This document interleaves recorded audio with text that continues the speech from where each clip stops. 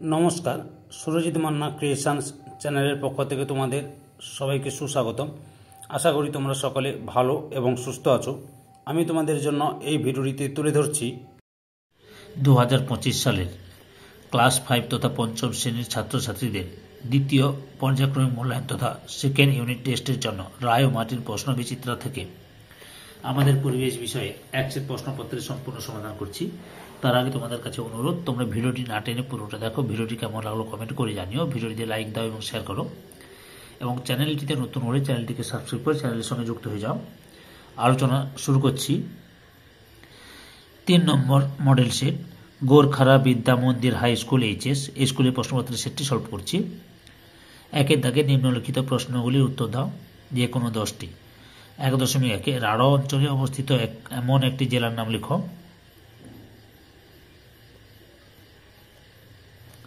বাঁকুড়া, বা তোমরা পূর্ব বর্ধমান লিখতে পারো, পশ্চিম বর্ধমান লিখতে পারো, বীরভূম লিখতে পারো। বুঝতে পেরেছ? তারপরে 1.2 নিত্যবহ নদী বলতে কি বোঝো? উত্তরটি লক্ষ্য করো। যে সমস্ত নদী বরফ গলা জলে পুষ্ট, সারা বছর নদীতে জল থাকে এবং নৌ পরিবহনযোগ্য, সেই সমস্ত নদীকে বলা হয় নিত্যবহ নদী, যেমন গঙ্গা, জলঙ্গি ইত্যাদি। 1.3 রেল ইঞ্জিন তৈরির কারখানা আছে ড্যাশ শহরে? চিত্তরঞ্জন শহরে। চিত্তরঞ্জন শহরে। 1.4 ছৌ নাচ ড্যাশ জেলায় বিখ্যাত? পুরুলিয়া জেলায়। পুরুলিয়ায়। 1.5 এক সিংহ গন্ডার দেখতে পাওয়া যায়? অপশান কয়ে জলদাপাড়ায়। 1.6 কুলিক পাখিরালয় অবস্থিত? অপশান কয়ে কুলিক নদীর তীরে। 1.7 কোন জেলায় আম বিখ্যাত? মালদা জেলায়। 1.8 টেরাকোটা শিল্পের জন্য বিখ্যাত ড্যাশ জেলা? বাঁকুড়া জেলা।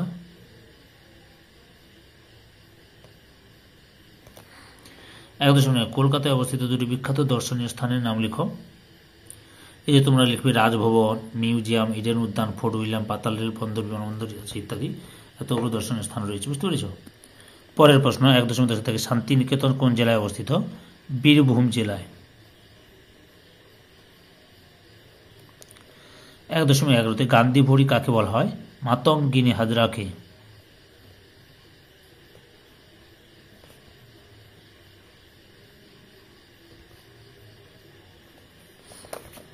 2 ক স্তম্ভের সঙ্গে খ স্তম্ভ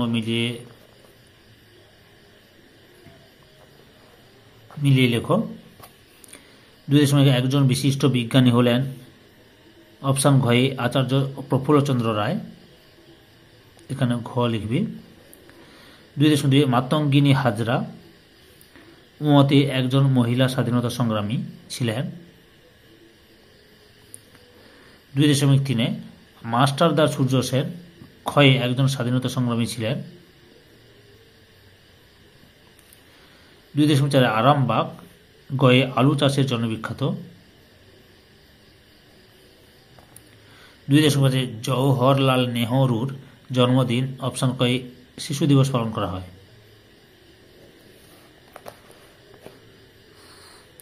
3 দাগে নিচের প্রশ্নগুলি সংক্ষিপ্ত উত্তর দাও। 3.1 হারভেস্টার যন্ত্র দিয়ে কি করা হয়? লক্ষ্য করো, হারভেস্টারের সাহায্যে ধান কাটা, মাড়াই, ঝাড়াইয়ের মাধ্যমে ধানকে খড় থেকে আলাদা করে এক জায়গায় জড়ো করে রাখা হয়। হারভেস্টারের ব্যবহারে মানুষের পরিশ্রম ও সময় দুইই কমিয়ে দিয়েছে। অর্থাৎ তোমরা কিন্তু এখান থেকে যায় এতটা পর্যন্ত লিখতে পারো। ওকে। 3.2 চাষের কাজে রাসায়নিক সার ব্যবহার করলে কি ক্ষতি হয়? চাষের কাজে রাসায়নিক সার ব্যবহার করলে কি হয়? জমির উর্বরতা কমে যায়, ফলে ফলন কমে যায়। বুঝতে পেরেছ? এটা লিখবি। শুধু রাসায়নিক সার বলেছে, তাহলে ওটাই লিখবে তোমরা।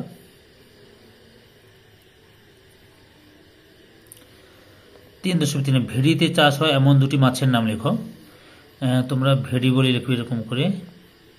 ভেড়ি লিখে লিখবে যে পাবদা,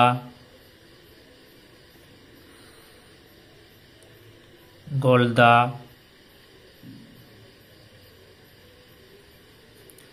বাগদা, এই সমস্ত মাছগুলো চাষ করা হয়। আর সমুদ্রে সমুদ্রে পাওয়া যায় এমন দুটি মাছের নাম লেখো। সমুদ্রে পাওয়া যায় এমন দুটি মাছের নাম হলো, সমুদ্র লিখবে, সমুদ্র লিখবে ইলিশ, সার্ডিন, তারপরে সার্ডিন লেখার পরে লিখবে ভোলা। বুঝতে পেরেছ? এরপরে 3.4 দাগে কলকাতায় 4টি দর্শনীয় স্থানের নাম লেখো। কলকাতায় 4টি দর্শনীয় স্থানের নাম হচ্ছে রাজভবন, মিউজিয়াম, ইডেন উদ্যান, ফোর্ট উইলিয়াম, পাতাল রেল, বন্দর, বিমানবন্দর। অনেকগুলো বললাম, তোমরা যে কোনো 4টির নাম লিখবে। এই ভিডিও লাস্ট প্রশ্ন 3.5 রবীন্দ্রনাথ সম্বন্ধে 2-3 লাইন লেখো। যেখানে লিখবে জন্ম লিখবে আগে। রবীন্দ্রনাথ ঠাকুর 1861 খ্রিস্টাব্দের 7ই মে কলকাতার জোড়াসাঁকোর বিখ্যাত ঠাকুর পরিবারে জন্মগ্রহণ করেন। খ্যাতি: তিনি ছিলেন একজন বিখ্যাত কবি, ঔপন্যাসিক, সঙ্গীত রচয়িতা, চিত্রকর প্রভৃতি। তাকে বাংলা ভাষার সর্বশ্রেষ্ঠ সাহিত্যিক বলা হয়। তাকে গুরুদেব, কবিগুরু ও বিশ্বকবি বলা হয়। 1913 খ্রিস্টাব্দে গীতাঞ্জলি কাব্যগ্রন্থ রচনার জন্য তিনি সাহিত্যে নোবেল পুরস্কার পান। এত পর্যন্ত লিখবে। ওকে, সম্পূর্ণ ভিডিওটি দেখে আমার চ্যানেলে পাশে থাকার জন্য তোমাদের সবাইকে অসংখ্য অসংখ্য ধন্যবাদ।